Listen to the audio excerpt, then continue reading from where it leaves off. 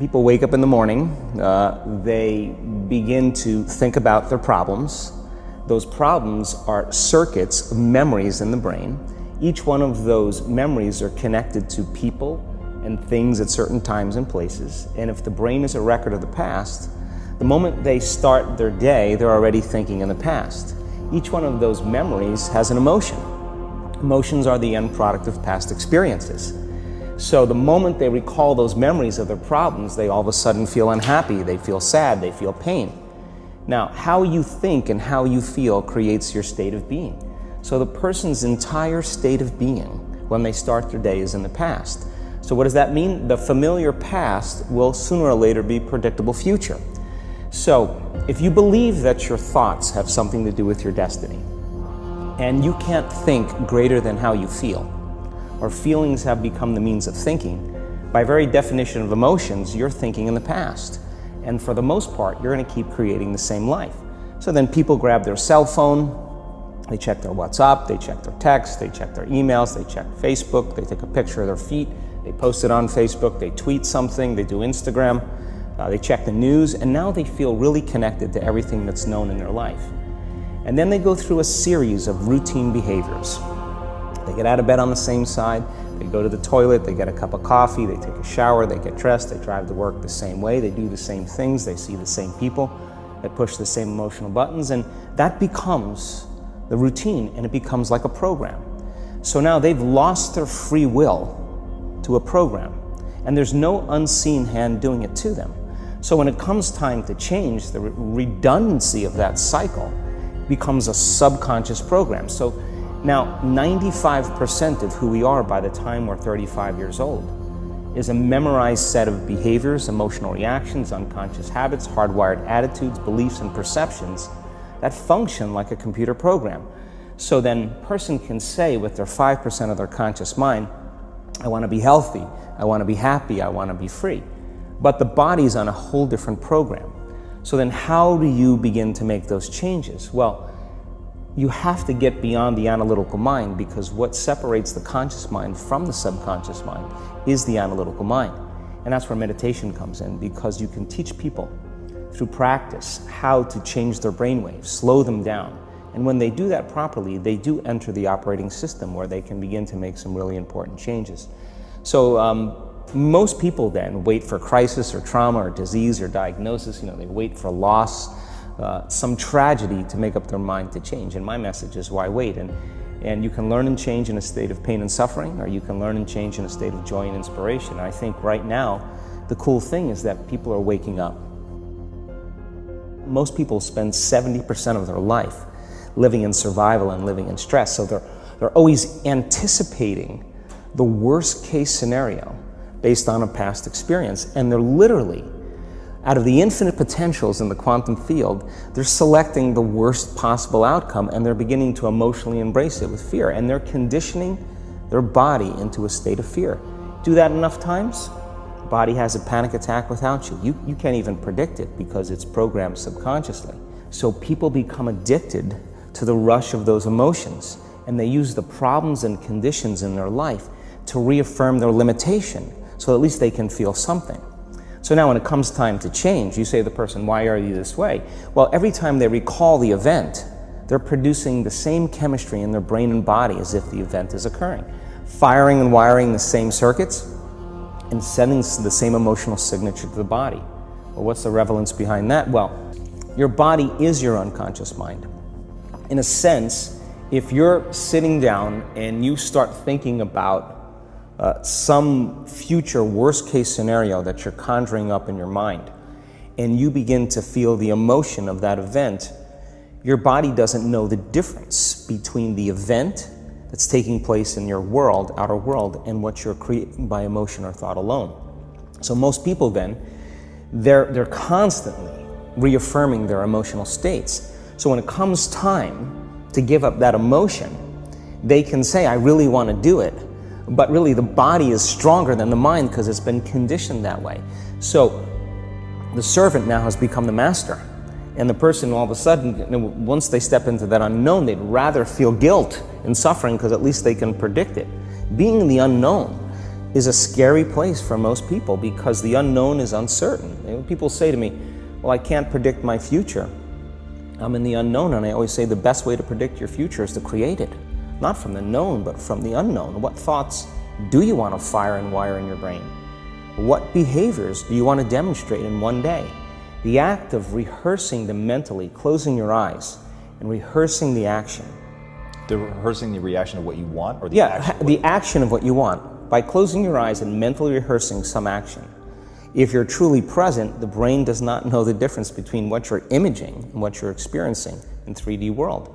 So then you begin to install the neurological hardware in your brain to look like the event has already occurred. Now, your brain is no longer a record of the past.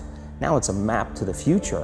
And if you keep doing it, priming it that way, the hardware becomes a software program, and who knows, you just may start acting like a happy person.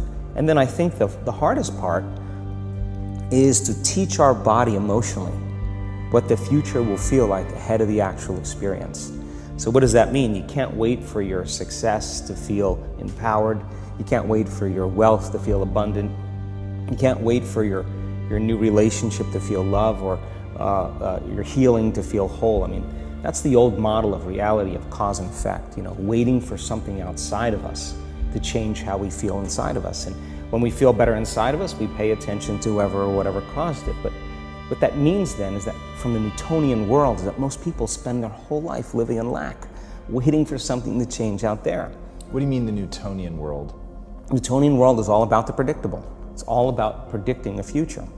But the quantum model of reality is about causing an effect. The moment you start feeling abundant and worthy, you are generating wealth. The moment you're empowered and feel it, you're beginning to step towards your success. The moment you start feeling whole, your healing begins. And when you love yourself and you love all of life, you'll create an equal. And now you're causing an effect.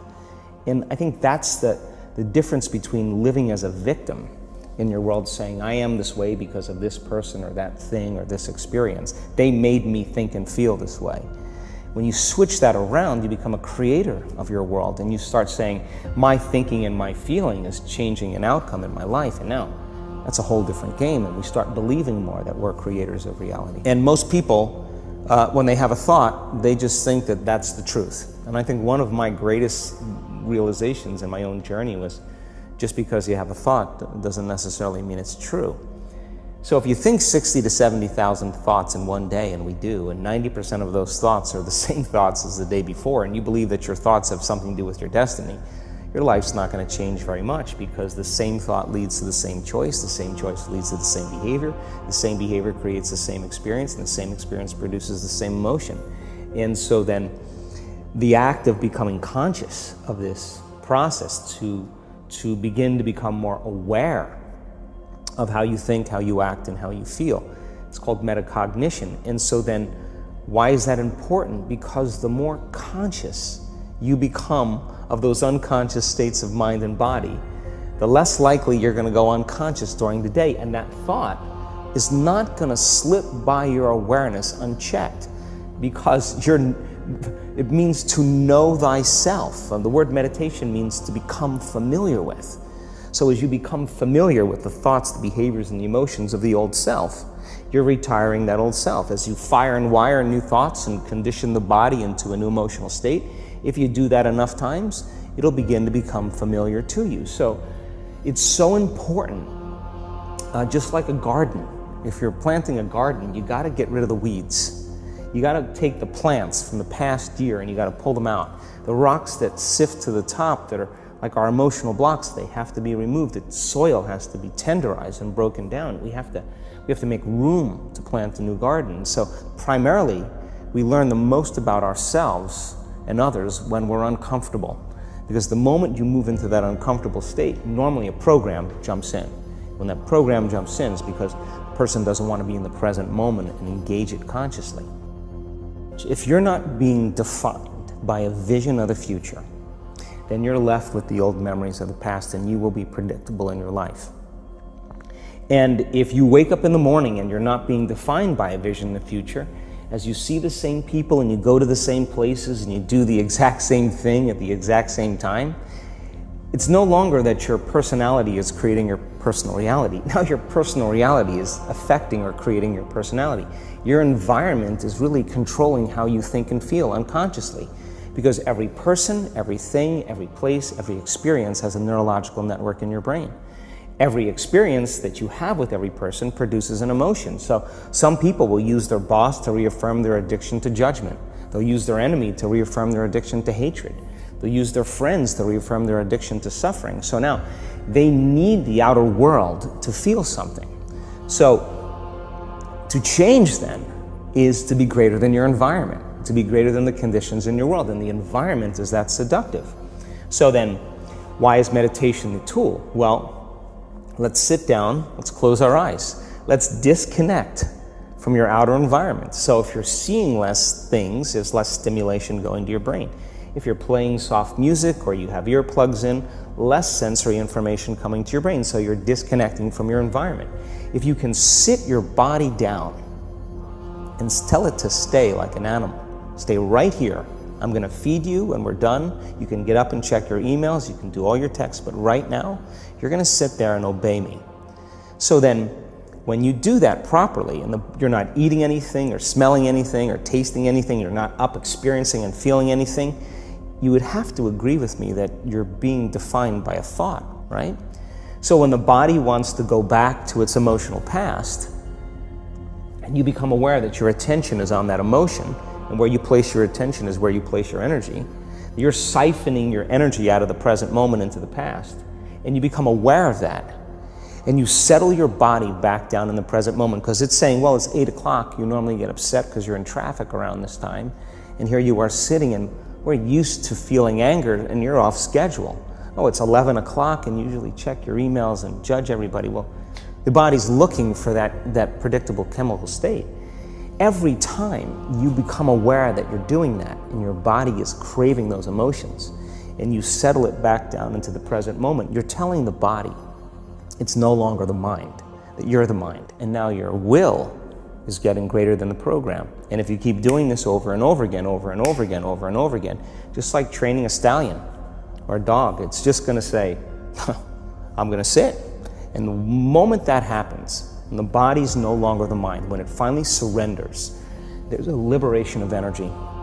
We go from particle to wave, from matter to energy, and we free ourselves from the chains of those emotions that keep us in the familiar past. And we've seen this thousands of times. In fact, we can actually predict it now on a brain scan.